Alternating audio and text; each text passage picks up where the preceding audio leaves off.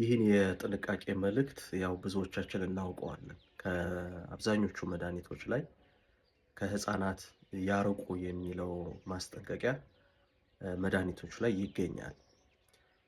ይህም ደግሞ የሆነበት ምክንያት ምንድነው? ያው ቶክሲክ ነገር ስላላቸው መድኃኒቶች ህፃናት ደግሞ ያንን በመውሰድ የተነሳ ውስጣቸው ይመረዛል። ስለዚህ ለሞት እና ለህመም እንዳይጋለጡ ይሄ ማስጠንቀቂያ አብዛኞቹ መድኃኒቶች ላይ ይገኛል።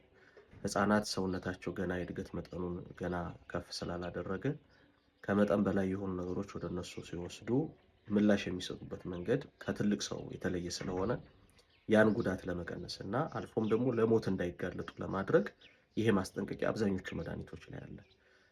ዛሬ ግን ስለ መድኃኒት ላወራ አይደለም የመጣሁት። ዛሬ የመጣሁበት ምክንያት በተለይ ደግሞ ለወላጆች በጣም የሚያስፈልግ ጉዳይ ነው። እሱም ምንድነው?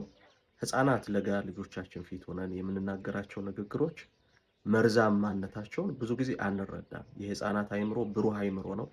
ነገር ግን ደግሞ እኛ የምንናገረው ነገር ከዛሬው ገና ከእንጭጩ የህፃናትን አይምሮ የሚያጨልም መሆኑን ብዙዎቻችን አልተረዳንም። ስለዚህ ልክ እንደ መድኃኒቱ ከህፃናት እንዲርቅ እንደሚነገረው ሁሉ መርዛማ ንግግሮቻችንን ከህፃናት ልናርቅ ይገባል። ህፃናት ብሩህ ተስፋ ነው ያላቸው። ከዛሬው ግን እኛ አናጨልመው በክፉ ንግግራችን፣ በክፉ ቃላችን። ብዙ ጊዜ እኛ ስለተለማመድነውና በእንደዚህ አይነት መንገድ ስላደግንና ስለመጣን ህፃናት ፊት የምንናገራቸውን ነገሮች አንጠነቀቅም። የህፃናት አይምሮ ልክ እንደ ስፖንጅ ነው።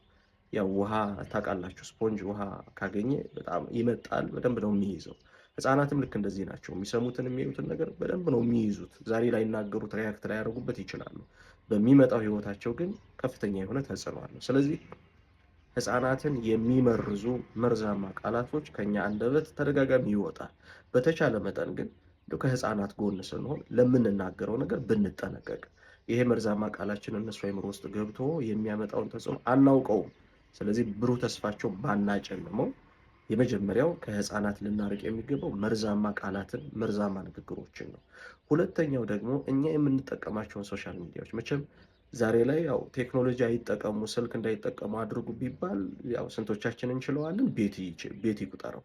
ግን ቢያንስ እንኳ እኛ የምንጠቀማቸውን ነገሮች እንዳይጠቀሙ ማድረግ አለብን። ለምሳሌ ብዙዎቻችን እኛ የምናየውን የቲክቶክ ፕላትፎርም ህፃናቱ እንዲያዩ እንፈቅዳለን። ግን አስተውለነው ከሆነ እኛ ማጣራት እንችላለን፣ እኛ ማገናዘብ እንችላለን። በማያገናዝብ አይምሯቸው ፕላትፎርሙ የሚለቀውን ነገር ሁሉ እንዳገኘ የሚመለከቱ ከሆነ የነገ ተስፋቸውን ህፃናትን ዛሬ ላይ በስልክ እየገደልን ነው። እጃቸው ላይ ባለ መርዛማ ነገር እየገደልን መሆኑን ማስተዋል አለብን። ልጆቻችንን መውደዳችን የሚገለጠው የሚፈልጉትን ሁሉ በማድረግ ሳይሆን የሚያስፈልጋቸውን በማድረግ መሆኑን እንደ ወላጅ መረዳት አለብን። ነገር ግን ብዙ ጊዜ ይህንን አናስተውለውም እንደ ወላጅ እና ለብዙዎች ወላጆች ይሄ መልእክት ስለሚያስፈልግ ማጋራታቸውን እንዳትዘነጉ።